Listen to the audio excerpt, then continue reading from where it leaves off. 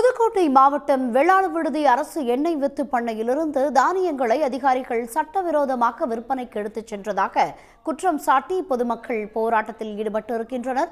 கூடுதல் விவரங்களுடன் இணைகிறார் செய்தியாளர் ஷேக் அப்துல்லா. ஷேக் அப்துல்லா, இப்போ அந்த போராட்டத்திற்கான காரணம் என்ன? விரிவான தகவல்களை பதிவு செய்யுங்க. புதுக்கோட்டை மாவட்டம் கரம்பக்குடி அருகே உள்ள வெள்ளாள விடுதியில் அரசு எண்ணெய் வித்து பண்ணை செயல்பட்டு வருகிறது. இந்த எண்ணெய் வித்து பண்ணையை பொறுத்தவரை எள், நிலக்கடலை, உளுந்து உள்ளிட்ட பயிர்களை விவசாயிகளுக்கு வழங்குவதற்காக விதைகளை உற்பத்தி செய்து அதை ஒவ்வொரு வட்டத்திலும் உள்ள வேளாண்மை விரிவாக்கப்பட்ட மையத்திற்கு அனுப்பி அங்கிருந்து விவசாயிகளுக்கு மானியத்தில் இந்த விதைகளை தரமான விதைகளை கொடுத்து வராங்க.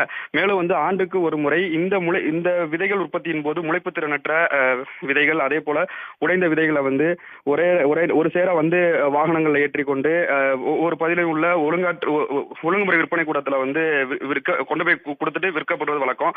இந்நிலையில் தான் இன்று அந்த பண்ணையில் பணிபுரியும் 150க்கும் மேற்பட்ட தொழிலாளர்கள் மூலமாக அங்கு முளைப்பு திறனற்ற உடைந்த நிலக்கடலைகளை ஏற்றிக்கொண்டு ஈச்சல் லாரி மூலமாக எடுத்து வெளியே வரும் பொழுது அப்பகுதியைச் சேர்ந்த பொதுமக்கள் அந்த வாகனத்தை சிறைபிடித்து சட்டவிரோதமாக எந்தவித ரசீதும் இல்லாமல் இந்த நிலக்கடலைகள் விற்பனைக்காக கொண்டு செல்லப்படுவதாக குற்றம் சாட்டி வாகனங்களில் இருந்து மூட்டைகளை கீழே இறக்கி போட்டு ஒரு சிறைபிடித்து போராட்டத்தில் ஈடுபட்டாங்க.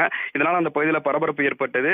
இந்நிலையில் தான் இது குறித்து வேளாண்மைத்துறை அதிகாரிகளிடம் கேட்டபோது இது சட்டவிரோதமாக கொண்டு செல்ல முடியாது, இது ஆலங்குடியில் செயல்படும் ஒழுங்குமுறை விற்பனை கூடத்தில் இது விற்கிறதுக்காக தான் முறைப்படி நம்ம ஏத்திட்டு போறோம். இந்த சம்பவத்தை பொறுத்த வரைக்கும் அந்த பகுதியைச் சேர்ந்த ஒரு சிலரின் தூண்டுதலின் பேரில் காழ்ப்புணர்ச்சி காரணமாக இந்த போராட்டம் நடந்திருக்கதாகவும், மேலும் நாங்க முறைப்படி ஏற்றிட்டு போன அந்த கடலை மூட்டைகளை லாரியில் இருந்து கீழே இறக்கி சேதப்படுத்தியதோடு போராட்டத்தையும் நடத்தியிருக்காங்க.